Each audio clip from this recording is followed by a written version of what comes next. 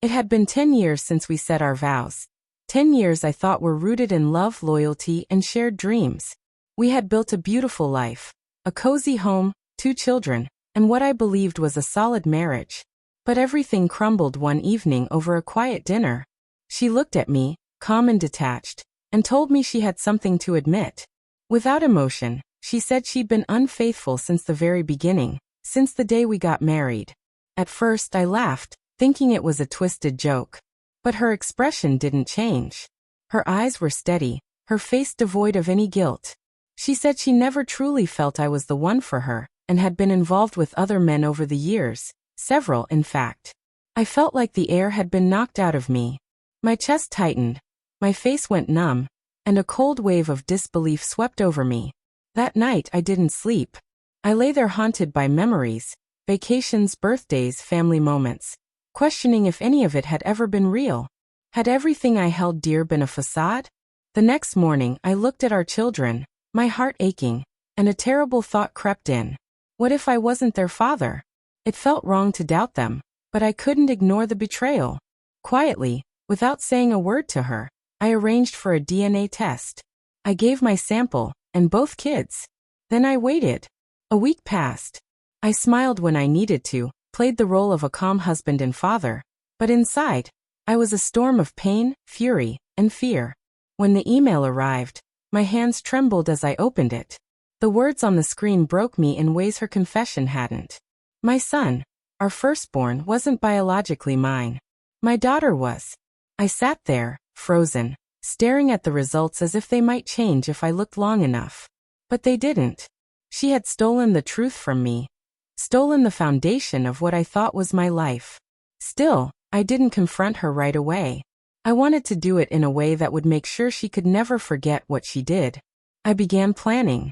I invited our families over for a dinner, told them I had something exciting to share. A few close friends were invited too. No one suspected anything. The night of the dinner, everything was perfect. The food, the atmosphere, the laughter. It all masked the storm that was about to erupt. She looked radiant, playing the perfect host, completely unaware. When the time felt right, I stood and tapped my glass. The room went quiet. I smiled, thanked everyone for coming, then turned to her. "Remember that little truth you shared with me the other night?" I asked calmly. She froze. The room fell into an eerie silence. Then I reached into my pocket and laid an envelope on the table. "These are the DNA test results," I said. "Looks like only one of our children is mine." Gasps echoed. Her face turned ghostly white. She opened her mouth to speak, but I lifted my hand and stopped her. "Don't. This is the life you chose. Let's not hide from it now." Her parents looked as if the floor had disappeared beneath them. My family sat stunned in disbelief. Our son, still too young to grasp the weight of it, looked around in confusion.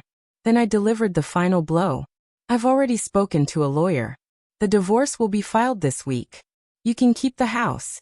I just want shared custody of our daughter, and peace." She broke down. Tears ran down her face. She begged to speak in private, pleaded for forgiveness, insisted she still loved me. But I was done. There was no going back. The next day, I packed my things and left. Word spread quickly. Friends and family reached out, offering support. Her perfect image shattered overnight. But this wasn't about vengeance. It was about truth.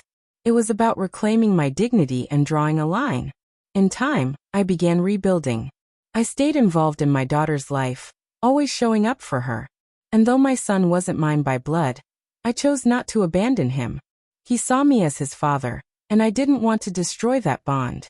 She tried again and again to apologize, to patch things up. But I never gave her another chance. She had made her decisions, and I had made mine. The truth hurt, but it also gave me freedom.